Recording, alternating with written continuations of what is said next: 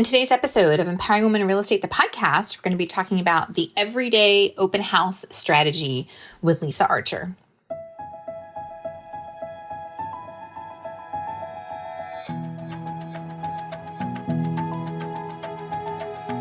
Hi, I'm Karen Cooper, a wife, mom of three, real estate broker, team owner, and founder of Empowering Women in Real Estate. As a realtor, I've personally helped well over 700 families in my career, and now I help thousands of women from all across the country balance real life and real estate through daily inspiration, motivation, and actionable plans to increase their success. Listen in as I share stories and tips from my life and business and interview some of my favorite people.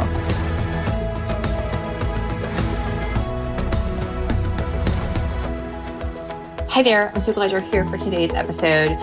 I am fascinated by the business strategy of this woman. I met Lisa Archer through, actually, I don't even remember how we met.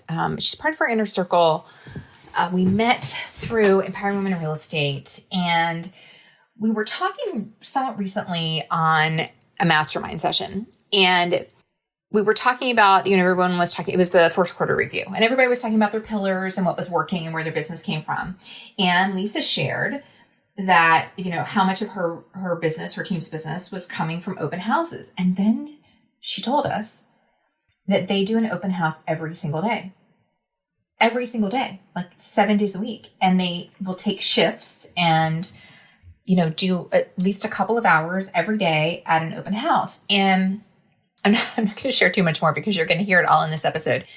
But I was absolutely fascinated by what she was sharing, and not just the strategy behind it, but she has the numbers to back it up. They track how many opens they do, and they track where the business is coming from, and they track how many transactions are resulting from it. And it's not just, this is what I love about this conversation today. It's not just the business that they're getting from selling that particular house, that open house, or maybe the buyers that come in, but it's all of the other listings that they're getting in that same community or neighborhood because the neighbors see them doing the work. And so I'm fascinated by this. So I am really excited, thankful to Lisa for being willing to come on the show and to share so clearly what they do and how they do it. So I'm really excited for you to take a listen. If you are somebody for whom listings and open houses are an important part of your business, I think you're going to get a lot out of this. Even if you are an agent who doesn't yet have enough of your own listings to do something like this, we talk about ways that you can do that in the episode. So take a listen. Let me know what you think. Come message me on Instagram. I'm at karen.w.cooper. And until next time, stay well. Lisa Archer, I am so happy to have you here on the podcast today. Thanks for having me. So, this is really kind of coming, and I'm going to have you introduce yourself here in a second, but we had a very interesting conversation on a recent mastermind where you were talking about a strategy that you have with everyday open houses. And I was fascinated by what you shared and the success. Like, you have the numbers, right, to back up what you do and why you do it. And I was sharing it with some of my team members afterwards, and they were like floored by what you were sharing. So before we jump into that, would you please introduce yourself? Tell us who you are, what you do, how long you've been in business, and where you are in the world. Sure thing. My name is Lisa Archer. I am a 21 plus year realtor now. We have multiple states that I'm licensed in, North and South Carolina. And then we also have expansion teams. So like I am sitting at an open house right outside of Charlotte. That's where home base is. And then we have expansion teams that are in Myrtle Beach, Columbia, Charleston. We just launched Greenville, South Carolina, and Wilmington, North Carolina. And then we have a team down in South Mississippi. Okay. Wow. Amazing. How long have you had your team? I literally started the team almost right out of the gate. Really?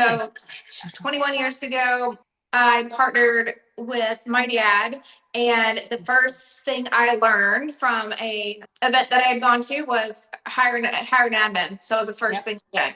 And then the second thing we did was hire two buyers agents. One of them is still with me. She's been with me 18 plus years. Wow, that's amazing. Yeah. That's the other one's a builder now, and could not be happier for him. Yeah.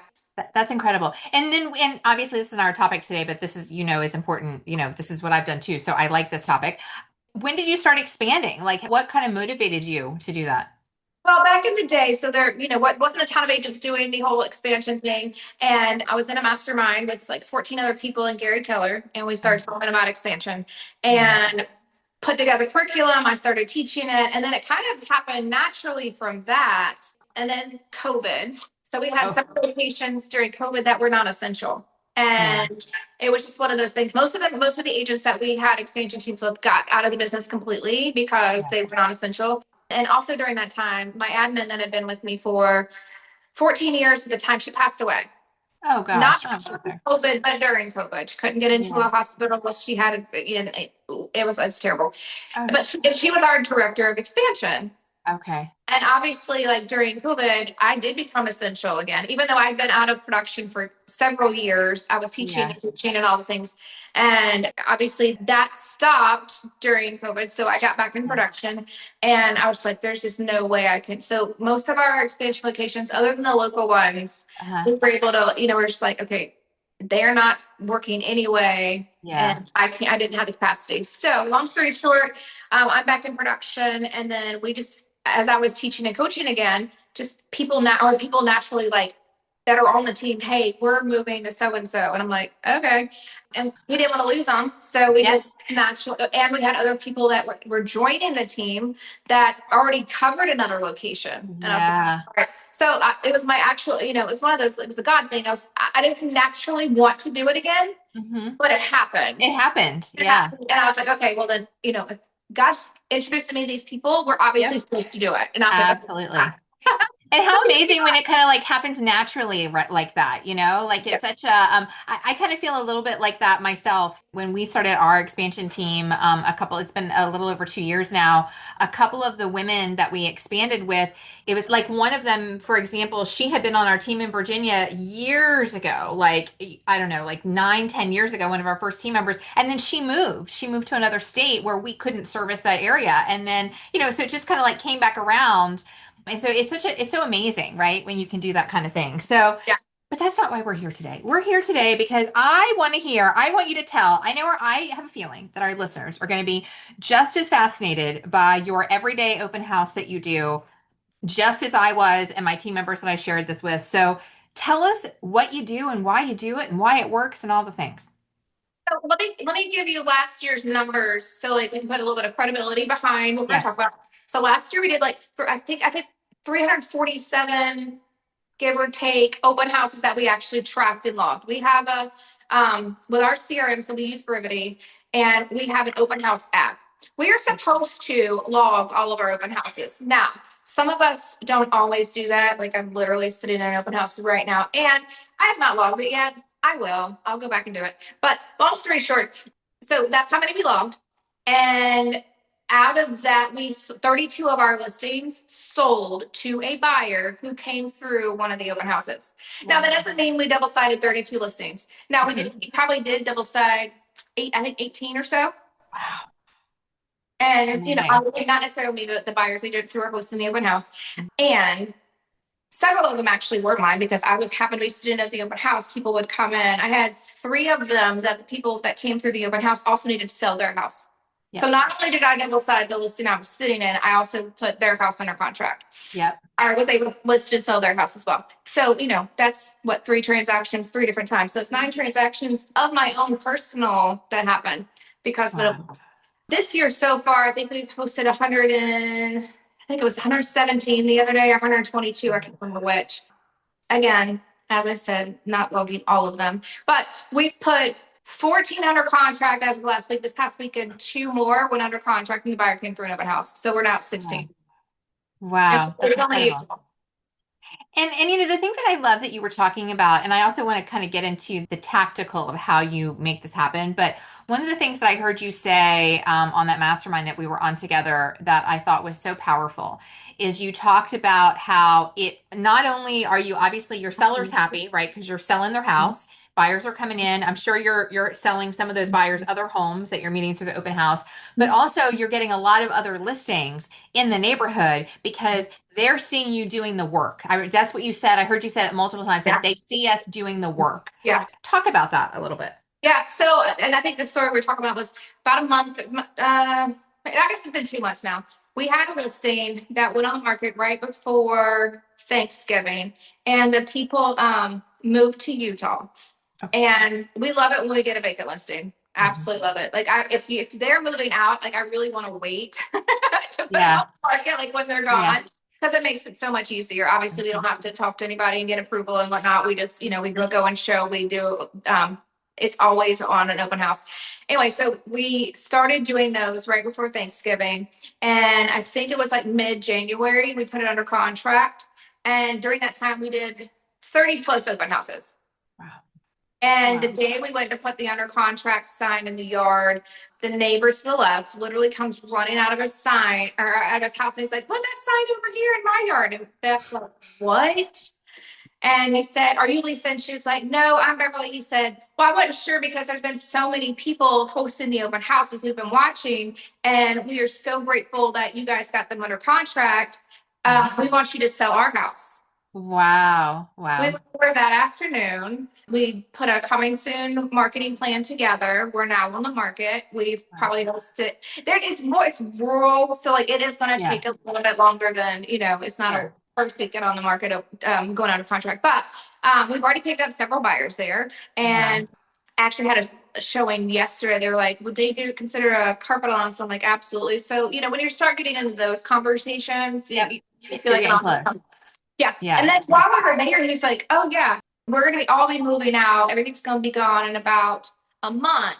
And he said, "But my wife's not moving just yet. We're headed back. We're headed, out of state, the boys and I. And then my wife's still gonna be here because her job's not done yet until Yeah. end of May or middle of May or something." He said, "But she's gonna live across the street with the lady who's or her girlfriend who's renting, who also wants to buy whenever Oh her my lease is gosh. up." So Beverly's Yeah. already talked to her. And Yeah. then he said 2 doors down where the dogs are gonna stay, like during the first whatever, while we were getting photos, that's what it was. He said they're gonna want to sell at the end of the school year. Wow. People 2 doors down from them in the cul-de-sac, they want to sell at the end of the year because they're moving for a job or what. I'm like, it's crazy. That's like 5 or 6 Yeah. transactions, right? Just from that And one. the neighborhood saw us doing the work, They and saw they're you all doing the like, work. I don't Yeah. think they'll call anybody else, even though it's a newer neighborhood. Like those houses were built in 2021, so Yeah. it's not like it's been that long since they spoke to their agent.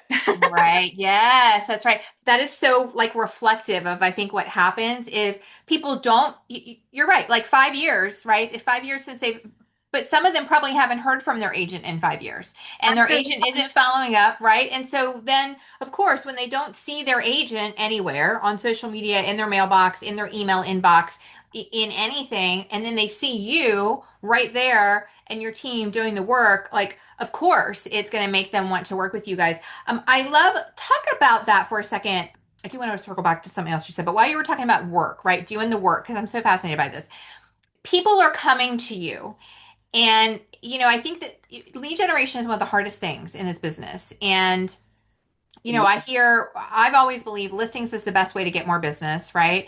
And you guys are taking that to like the nth degree by holding these daily open houses. And what you had said when we were on the mastermind is like, you're there doing your work, right? You're working. It's not like you're just sitting there all day waiting for something. Like you're actually doing other things. Yeah. So talk to me about like, how do you make this work? Is it like 8 hours a day? Is it 4 hours a day? Like, how are you guys doing this?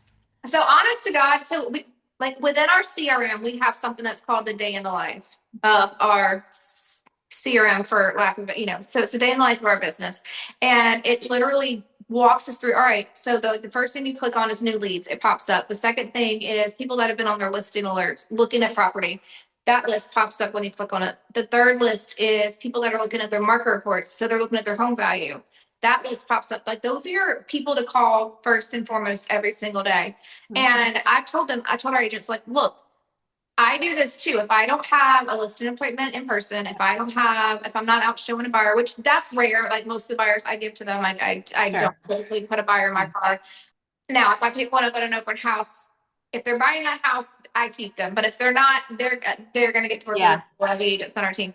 So long story short, and I told them, look, if you don't have an appointment somewhere, you need to go sit in an open house at least 2 hours. You're doing 2 hours of lead generation anyway. We call it Yep. opportunity generation. I hate the word Yes. lead because people hate the word lead. Like nobody Of wants to call course. it lead. Nobody So wants to be a lead. Yeah. absolutely.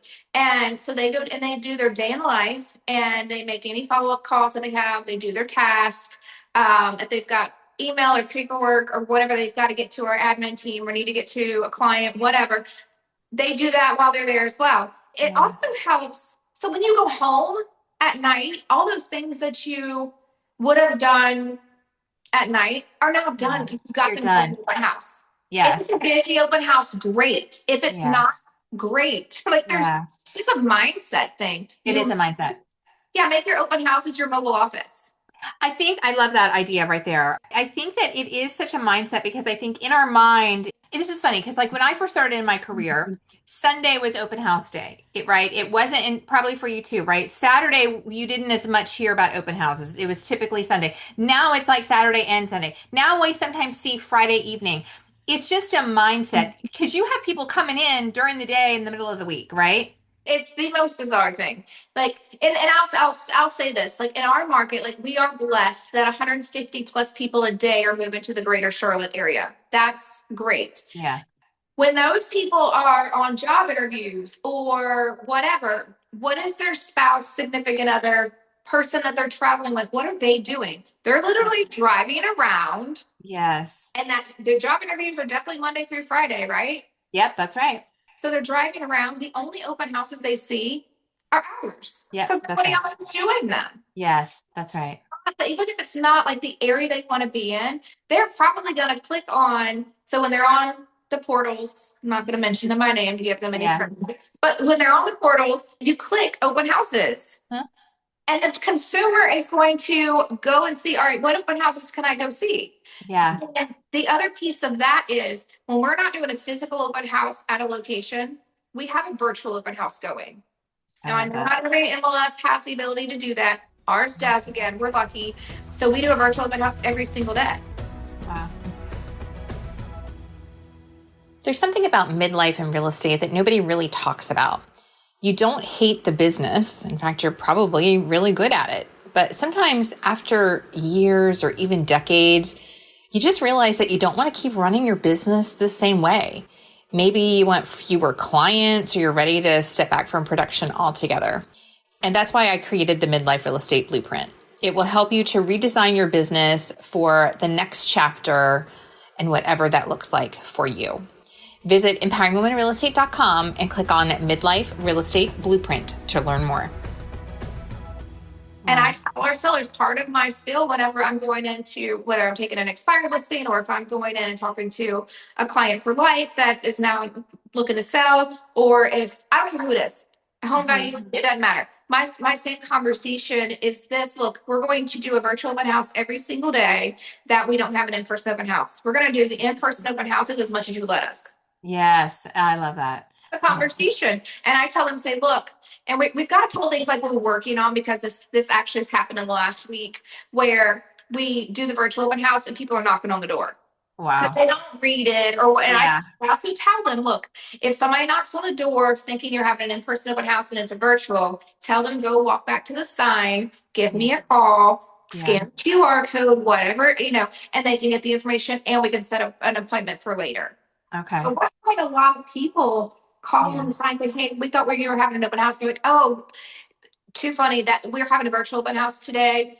That Z word doesn't always Yeah. necessarily doesn't always show it right. I said, do you see where it's got the link? And they're like, oh yeah. And I would say, click on that. I said, when would be a good time for us to come show it? I'll call one of my agents right now and see what their timing is. And they're like, well, we're here now. So I'll put in our group chat, hey, got a live one over at 123 Main Street who can go show, or at least call them now and reschedule. Yeah. And so how do you do that virtual open? I don't think my MLS does that. Is it like it's just like a video tour that they're looking at or yes. Yeah. Okay. So now Okay. part of our marketing every single time, even on our, like we didn't Yeah. always do a walkthrough video on all of our listings. So I do it now on all of them, even the low end stuff, or like Yeah. even our land. We're doing Yeah. like a really short video and we're putting it on there just so we go to the top every single day. Yeah. Well, because it is like when you use it that way. I mean, I know so many agents that they do these really elaborate listing videos, and they're almost like commercials, like kind of like movies, right? And then you see it posted once and then not much else happens. But what I'm hearing you say is it's like an actual tour, like a video tour of the house, which is really very valuable, right? To a buyer, somebody who's coming from out of the area who isn't here yet, or think about somebody who's Yeah. PCSing, right? Military relocation. So Yep. that's amazing. Something that you said I wanted to talk about. I think that, and you and I have been in business for almost the same amount of time, and I feel like there's this sort of like perception, I think, among a lot of agents that the business just it kind of comes to them. They don't have to necessarily do anything proactive. And what you're doing is really like the most proactive that you can actually be. And it's smart because you're using your time wisely. It's not like you're just sitting there twiddling your thumbs or scrolling your phone all day long. Like you're there for a shift of the open house and you're getting your work done if nobody's coming in, but you're also buyers are potentially coming in and then sellers in the neighborhood are seeing you guys and going, Yep. "Okay, I want to work with them." Well, so let me use some stats on that. So we Okay. started doing the daily open houses almost 2 years ago. So within our company, we had a challenge to do 30 open houses in 30 days. Well, so two of my agents and I decided, okay, let's do it. Let's see what happens. We were already doing open houses on the weekend, but we weren't Yep. necessarily during the day. And so March 1st. So March 1st to 31st, I think I did 32, Bev did like 33, and Sharice did exactly 30. And Wow. we had 12 listings then, Uh-huh. active, coming soon, active, and under contracts. We had 12 listings. And so it was really hard to do that many open houses. We Yeah. would have to do like multiples and do like 2 hours here, go to another one, sometimes come back to the same one but what we forced ourselves in 30 days to figure out, all right, how do we do this? How can we? And we had some builders that would allow us to do Hmm. their open houses, and that was good. Well, fast forward 1 year later, we were carrying 20 listings Almost at one double. time. Yeah. So we almost doubled. Right now we have 56. Wow. Incredible. It's that power of consistency and momentum that Yeah. we talk about so often in this business, but I think people just kind of discard it, right? And look at that. 2 years, you went from carrying roughly 12-ish listings to like 50 some, right? I Yeah. mean, that is absolutely Yeah. amazing. So for an agent who wants to do this, and maybe, and I know every market is different, and maybe they don't have listings. Have you guys, and now right now you guys are carrying enough volume, but have you ever set other agents listings? Like So funny enough, we've not set other people's listings because we have not had to. you haven't had to. Yeah. Say about that is we did do the builders until we built our inventory up. Hmm. And I have every single week there's a list of at least 10 to 12 agents in the market center who are begging to host To stay to host their open. listing. And I always, Wow. my response is always, look, my guys get first dibs. Yep. And this is like on Wednesday, I'll post the list. I'll take a screenshot. I'll Yeah. highlight what we still have the ability to show. So like the vacant ones obviously are always blue. Sure. And so I'll put that in our office because like our office is like 700 plus agents. So Okay. it's not Wow. like, Yeah. so I'll put it in there. But like my whole goal with those agents is, all right, why would you not want to join the team and be able to do this all the time? That's right. And it's become a byproduct for recruiting. Yes, absolutely. Absolutely. Because you actually have something for people to do, right? To generate business because 100%. people are afraid. They struggle with what to do. They struggle with the consistency and like it's almost like being a new home sales rep, right? Like they're kind of doing the same thing. It's almost like being a new home sales rep, but you're creating it for yourself, not working Yep. for a builder. Yep. Yeah. Wow, that's Like our amazing. agents, there's no way you can't be successful on the team unless you're not willing to do the work. Absolutely. That's it. And Yes. you can fight me on that. Yeah. It's true really. I mean, it's true for anybody in this business. I mean, I think that's why the failure rate is so high because people get into it and they don't do the work. And I think they don't understand the work that's required.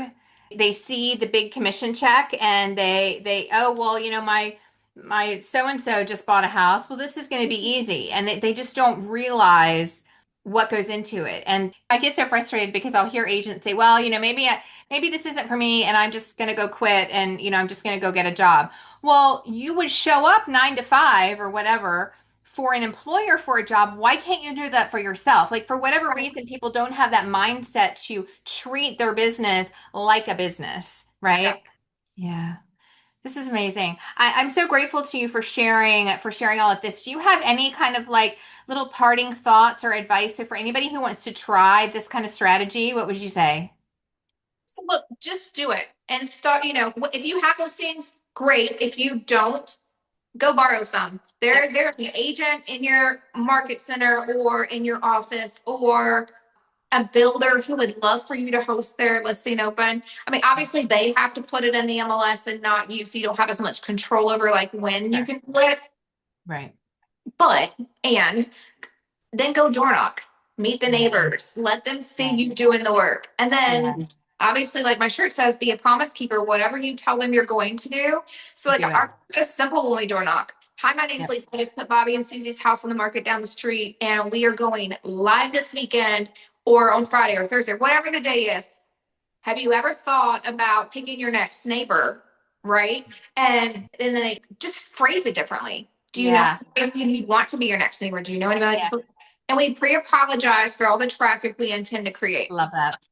We say that. So then even if they don't see all the traffic, we've still put it in their head that we're going to You have it. planted a seed. Yeah. You planted They're a going to seed. see us. They're going to see the signs. They're going to see the flag in the yard, all the things, and say, hey, whenever we get it under contract, we're going to come back by and tell you how it went. Or we'll let you know how it went. Don't necessarily tell me you're going to come back by unless you promise to go back by. So Yeah. in our case, we're definitely going to send a postcard, or we're going Yeah. to do circle dial, or depending on who does the door knocking, they may be the one to go back by. Hmm. It's a hot area. We want more listings. Somebody's definitely going to go back and door knock. So, Sure. Sure. do what you say you're going to do. That's the biggest Yeah. knock in our industry anyway. Yeah. It really is. I mean, it sounds so simple and so rudimentary, but there are so many people in our business that do not. They don't say what they're going to, they don't do what they say they're going to do, right? They're not a promise keeper. And that's why our industry gets a bad name because you have people that don't care and they just say anything to get the deal done and they're not necessarily, really in it and building that relationship and doing those things. What I love about our conversation today is, and this should be an encouragement, I think, to anybody who's listening, whether doing it the way you're doing it is right for them or not. The bottom line is there are a lot of creative ways to generate business in this industry if you are willing to create a system, right? Keep the promise to yourself for what you're going to do and actually Yeah. do that work consistently. Yeah. Like there's literally no excuse and no reason not to be successful. I don't know. I don't know what that mindset block is for so many people. It's definitely the mindset, and that's the issue because it's simple. Yeah. Not Yes. necessarily easy, Yeah. but the work is simple. Yes. It's open house, do the marketing, Yep. go sit at it, but Yeah. you've got to change your mindset that Yeah. it's worth your time. Yes. That's There's right. no such thing as a bad open house. Whether Yeah. you either got all of your work done on the computer so you can go home and be with your family, Yep. or Yep. or your friends or yourself or whatever, Yeah. or you had an extremely busy open house, you didn't get your work done. I will sit when the open house is over, if it's vacant, I'll sit for another hour if it was super busy, finish my work so I don't have to do it when I get home. Have to do it when you get home. Yep, exactly. Yeah. That's it. The work is simple. And honestly, a lot of the stuff that we do in this business, especially when it comes to like generating the business, actually is simple. And I think what happens is it's almost like we're programmed to believe that if it's simple or if it's easy, that it's not going to work or it's not worth it. Like we have to make it so hard and so complicated in order to feel like we're doing something worthwhile. And that's just not really the case. So, You're one um, so it's funny, like that's the reason most people get out of real estate.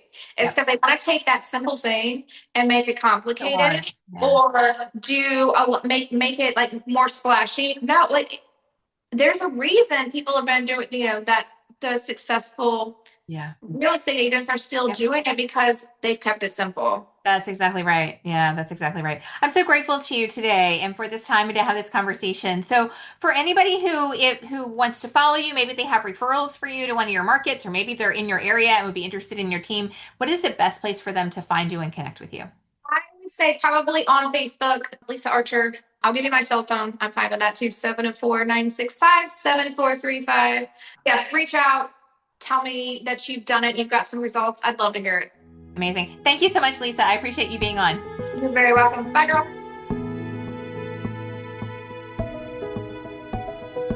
Thank you for listening to Empowering Women in Real Estate, the podcast. Click subscribe to be notified every Wednesday when our latest episode is released, and be sure to check out our group on Facebook.